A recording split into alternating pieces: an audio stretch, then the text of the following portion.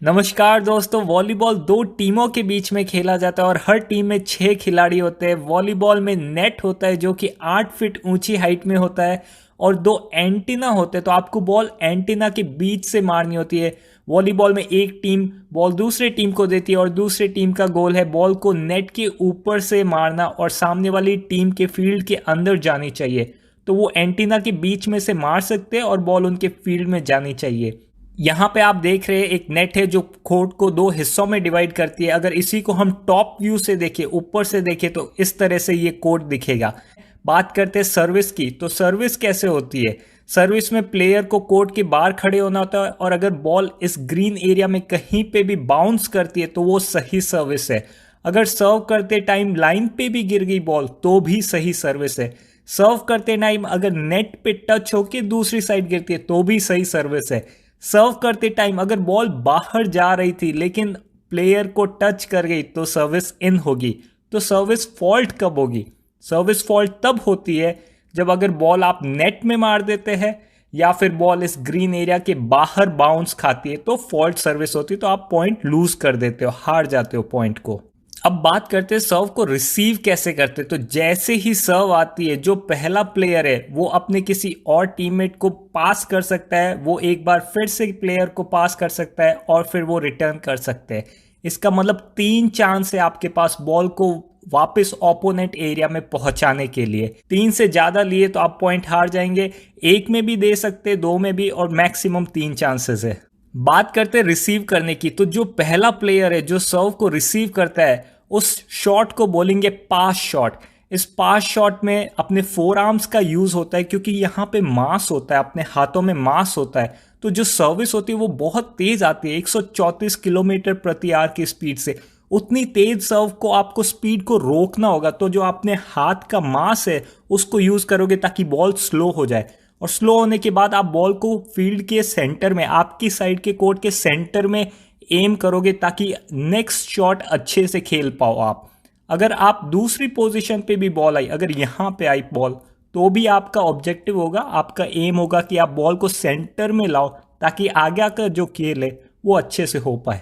अच्छा पास हो जाने के बाद जो सेकंड शॉट होगा उस शॉट को बोलेंगे सेट। तो यहाँ पे सेकंड में जो सेट है वहाँ पे आप अपने अंगुलियां और कलाइयों को इस्तेमाल करके बॉल को सेट करेंगे, तो इसको सेट बोलते हैं। सेट में क्या होगा, आप अपना जो प्लेयर नेट के पास है उसको बॉल दे सकते हो, किसी भी प्लेयर को दे सकते हो ताकि थर्ड शॉट अच्छे से हो पाए। तो सेकंड शॉट को बोलते हैं सेट।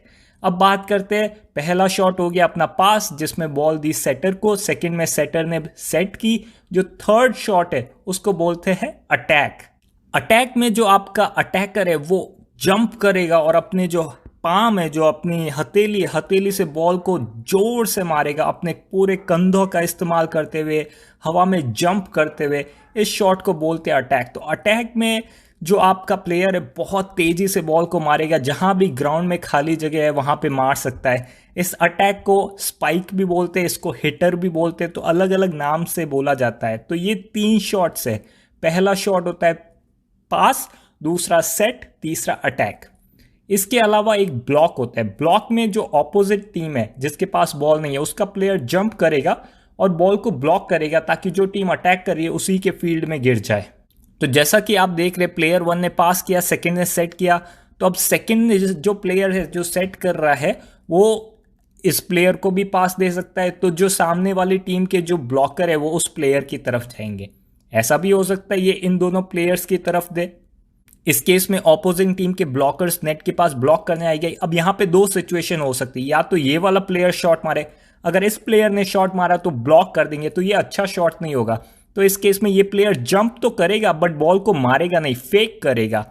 ये वाला प्लेयर को अच्छा ओपन स्पॉट मिला है, सामने नेट के कोई नहीं है, तो ये प्लेयर उसको स्मैश मारेगा। तो यहां पे गेम बहुत इंटरेस्टिंग हो जाता है कि सेटर किसको बॉल देगा और स्मैश कौन मारेगा। 3 लोग स्मैश मारने के लिए जंप करते बट तीनों में से एक्चुअली सेटर किसको देगा ये पता नहीं होता है। तो ये बहुत ही इंटरेस्टिंग पार्ट है वॉलीबॉल का कि स्मैश कौन मारने वाला है।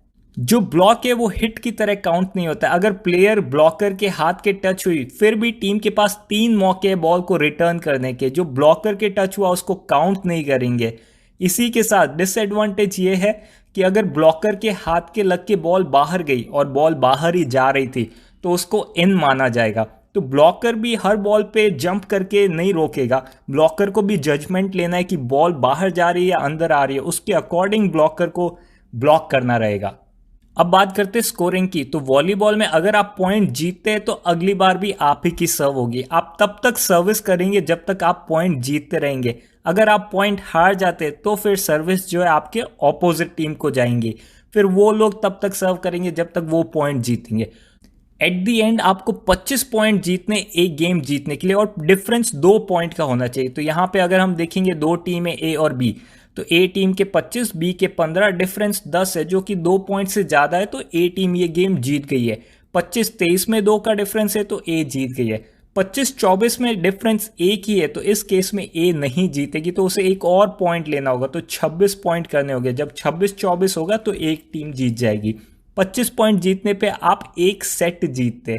इसी तरह एक टीम को 5 में से 3 सेट जीतने होते। तो यहाँ पे ए और बी देखेंगे, ए टीम पहला सेट जीत गई, दूसरा सेट जीत गई, तीसरा हार गई, चौथा हार गई, तो अब 5वां सेट होगा।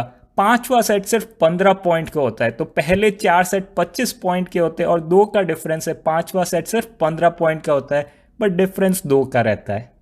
अब बात करते हैं वॉलीबॉल पोजीशंस की। आपके कोर्ट को 2 हिस्सों में आप डिवाइड कर सकते हो, एक होता है फ्रंट जोन और दूसरा रहेगा बैक जोन। तो जो फ्रंट जोन के प्लेयर है वही फ्रंट जोन में खड़े होकर स्मैश मार सकते हैं। जो बैक जोन के प्लेयर है वो फ्रंट जोन में खड़े होकर बॉल को स्मैश नहीं मार सकते। तो ये एक डिफरेंस रहेगा फ्रंट जोन और बैक जोन में। यहाँ पे आप देख रहे हैं जो प्लेयर्स है, हिटर्स होते हैं, सेटर्स होते हैं, लिबेरो होता है और ब्लॉकर होते हैं। तो नॉर्मली 3 हिटर होते हैं हर टीम में। पहले बात करते हैं लिबेरो की, जो कि पासिंग एक्सपर्ट होता है। आप देखेंगे हर टीम में एक प्लेयर होगा जिसकी यूनिफॉर्म बहुत अलग होगी। जिस प्लेयर की यूनिफॉर्म अलग है बाकी प्लेयर से उसको लिबेरो बोलते हैं। वो पास स्पेशलिस्ट है, उसको पास करना बहुत अच्छे से आता है। तो दोनों टीम में एक लिबेरो रहता है। फिर हम बात करते हैं सेटर की। तो दोनों टीम में एक सेटर रहता है जो कि सेटर स्पेशलिस्ट है। तो लिबेरो पास करके बॉल कोर्ट के सेंटर में लाएगा और फिर सेटर का जॉब है कि बॉल को स्मैश या अटैक करने वाले के पास दे। तो तीसरा प्लेयर हम बात करते हैं हिटर या अटैकर की। तो 3 अटैकर रहते हैं नॉर्मली टीम में। तो जो आगे वाले अटैकर है वो तो आगे से जंप करके मार सकते हैं। जो पीछे वाला अटैकर है वो आगे से नहीं मार सकता, तो उसके पीछे से आके जंप करके मारना रहेगा। फिर एक रहेगा ब्लॉकर। तो ब्लॉकर का जॉब होगा अगर सामने वाली टीम जब स्मैश मार रही है तो उसको ब्लॉक करना है। अगर आप अपने दोस्तों के साथ या गली मोहल्ले में वॉलीबॉल खेलते तो जितना मैंने बताया वीडियो में उतना बहुत है आपके लिए। आप जाके खेल सकते हैं, गेम का आनंद उठा सकते हैं। बट अगर आप प्रोफेशनली खेलना चाहते हैं तो आपको रोटेशन जानने की आवश्यकता होगी। रोटेशन क्या है, इन रोटेशन क्या है, आउट ऑफ रोटेशन क्या है। तो बात करते हैं रोटेशन की। यहाँ पे मैंने प्लेयर्स को 1 2 3 4 5 6 नंबर दे दिया। तो प्लेयर 6 जो है या कोई भी प्लेयर है उसको देखना है उसके आगे वाला जो भी प्लेयर है उससे पीछे रहना है, राइट वाले से लेफ्ट में रहना है और लेफ्ट वाले से राइट में रहना है। ये कंस्ट्रेंट रहेगा। तो प्लेयर 6 को 1 के लेफ्ट में रहना है, 3 के पीछे रहना है और 5 के राइट में रहना है। इस जोन में प्लेयर 6 कहीं भी खड़ा रह सकता है। इस जोन में प्लेयर 6 कहीं भी खड़ा होगा तो वो रोटेशन के अंदर होगा। अगर प्लेयर 6 इसके बाहर खड़ा है तो आउट ऑफ रोटेशन है और ये पॉइंट हार जाएंगे। बात करते हैं प्लेयर 1 की। तो प्लेयर 1 उसके आगे वाले को देखेगा, उसके आगे प्लेयर 2 है और प्लेयर 6 जो उसके लेफ्ट में। तो आप देखेंगे प्लेयर 1 नेट को देख रहा है तो प्लेयर 2 इसके आगे है और प्लेयर 6 इसके लेफ्ट में रहेगा। तो इसको इन दोनों के बीच में कहीं भी खड़े होगा तो चलेगा, अदरवाइज आउट ऑफ रोटेशन होगा। अब बात करते हैं हम प्लेयर 2 की। बात करें तो प्लेयर 2 अपने पीछे वाले प्लेयर 1 से आगे रहेगा और लेफ्ट में जो 3 है उसके राइट में रहेगा। तो इस एरिया में प्लेयर 2 कहीं भी खड़ा हो सकता है तो रोटेशन में होगा। अगर प्लेयर 2 इसके कहीं बाहर आता है, अगर प्लेयर 2 यहाँ पे खड़ा है तो वो आउट ऑफ रोटेशन होगा। ये तभी है जब आप सर्व रिसीव कर रहे हो। तो क्योंकि ये टीम सर्व रिसीव कर रही है इसको रोटेशन में रहना है। एक बार बॉल इधर आ गई फिर कोई भी कहीं भी खड़ा हो सकता है। तो ये सिर्फ सर्व रिसीव करते टाइम का रूल है। प्लेयर 2 यहाँ पे आउट ऑफ रोटेशन है इसलिए पॉइंट आप हार जाओगे। अब बात करते प्लेयर 3 की। तो प्लेयर 3 इन 3 प्लेयर्स को देखेगा और इसके बीच में कहीं भी खड़े हो सकता है। एक चीज को नोटिस करें कि आपके प्लेयर ने पास कर दिया, सेट कर दिया। अब 2, 3, 4 फ्रंट जोन में, तो वो तो वहां से फ्रंट जोन से जंप करके मार सकते, बट प्लेयर 5 स्मैश नहीं मार सकता फ्रंट जोन से, तो वो बैक जोन से भाग के आएगा, जंप करेगा और फिर मार सकता है। तो 165 फ्रंट जोन में अगर बॉल नेट के नीचे है तो डायरेक्टली मार सकते हैं, बट अगर बॉल नेट के ऊपर है तो वो फ्रंट जोन से नहीं मार सकते, उनको बैक जोन से भाग के आके जंप करके मारना पड़ेगा। अब बात करते हैं रोटेशन क्या है, रोटेशन कैसे काम करता है। तो रोटेशन जब चेंज होगा जब आपके टीम के पास सर्विस आएगी। तो यहाँ पे देख लेते हैं, हमारी टीम जो है काली यूनिफॉर्म में और वाइट वाले ने सर्व किया और हम पॉइंट जीत गए। तो क्योंकि हम पॉइंट जीत गए, हमारे पास सर्विस आई, तो अब हम लोग रोटेट करेंगे।